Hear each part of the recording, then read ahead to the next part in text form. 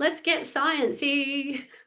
So look, based off the Cambridge Dictionary, universal means existing everywhere. Law meaning a general rule that states what always happens when the same condition exists. As in, this is the condition, this is always going to happen. I don't know. Even to me, I'm like, it's so of general nature that does it even make sense? But that's that's like the proper meaning. My version, a set of rules in which it could be rules, guidelines. It is rules because you don't fuck with them. It's set in which everything in life, so energy, behaves to maintain a balance so that there is equal flow and stability. Applies to everything in life. So when you learn the top 3 universal laws that are my favorite that I'm going to share with you, you'll see how it works in life. And this is why we need to like look at it specific to money. So that's why we need a set of rules and guidelines that how we think about that relationship we have with money. We need it to maintain a balance so we have equal flow, freedom, right? And stability with money. How does that sound for you? How's your brain feeling with that? If you're on live, I'd love for you to pop in the comments. Like, how's your brain feeling with this? Because this shit does not get taught in schools. It needs to be taught in schools. I'm just waiting to see, is anyone going to share in the chat?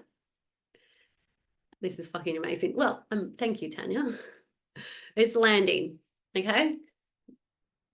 I was meant to share. I just realized that my slide wasn't in there. My mission and my vision. This is my vision, is to help hundreds of thousands of women and families break the generational conditioning, you know, scrub back off that blank get the canvas blank again and rewrite the stories and the beliefs. And my mission is to help doing that through what I teach with the framework. So thank you for allowing me to share this with you, because you're a part of the mission, just learning this. Yeah, good refresher. Once you take away that emotion. Yes, okay. So these are the 3 universal laws that I work with. Now, the thing is, all universal laws, there's about 13 of them, I think. I just get obsessed with these ones because they help me the most. And that's the best place to begin. As I said, these are my 3 favorite. All universal laws link in with each other because they're all working in balance with that wave of energy, how energy cycles through a positive and negative wave to maintain equilibrium. They all work together, okay? But let's just do this is baby steps for me. Let's see how your brain feels after. So there's the universal law of circulation, law of supply and demand, law of handling what you have. There's probably other ways to describe these. This is just how I describe them. Most people have heard of supply and demand, especially in the economy. But let's dive into the circulation law. So remember, as we spoke about how everything is energy and energy is constantly circulating through that positive and negative state. This means everything, including money, is circulating. So this is my diagram of the circulation of money. We receive it, we hold it, and we spend it. So the receiving, like a great way to look at this is an audit on like being open to receiving, a 10 out of 10, fully open to receiving, always receiving money, always grateful for receiving the money, never feel lack, always dropping in. 0 out of 10 is like, I feel like I try really hard, or I resist, I'm trying to manifest, but it doesn't work. Or, you know, your friend wants to buy you a coffee and you're like, no, don't worry about it. I've got it. That's you at a 0 out of 10 of receiving, FYI.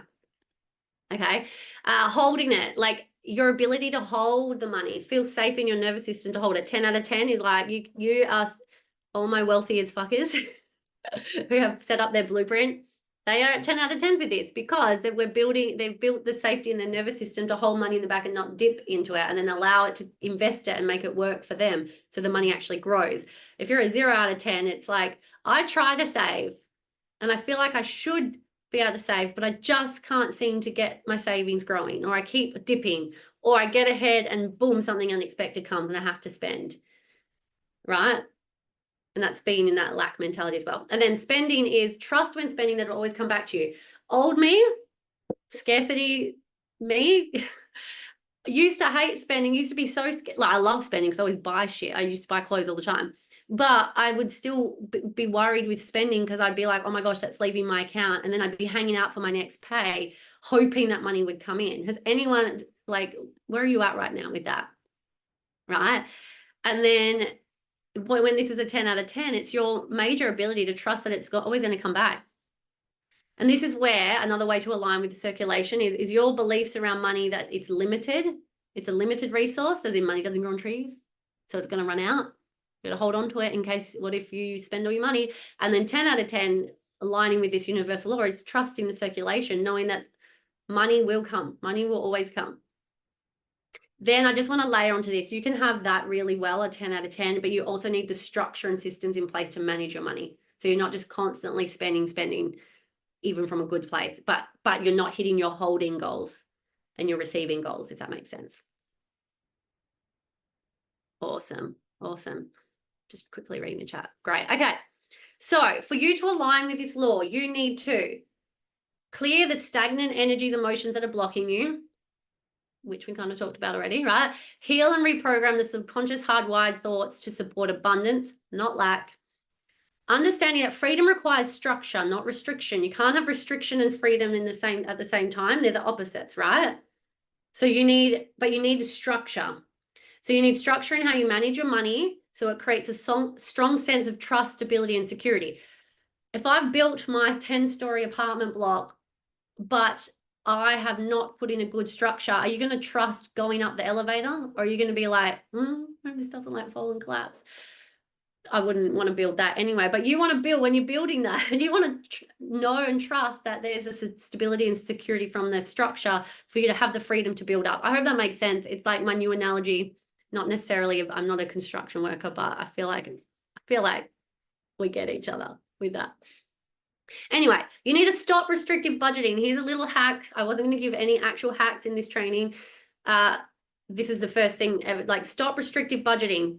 You need expansion. Expansion is key. You need to manage your money and your behaviors in a way that's expansive, not restrictive, because restriction, you want the opposite of freedom. So you're going to keep fucking sabotaging. You're going to keep blowing money after 2 weeks of trying to budget and justify it because you work hard. And that's keeping you in this loop.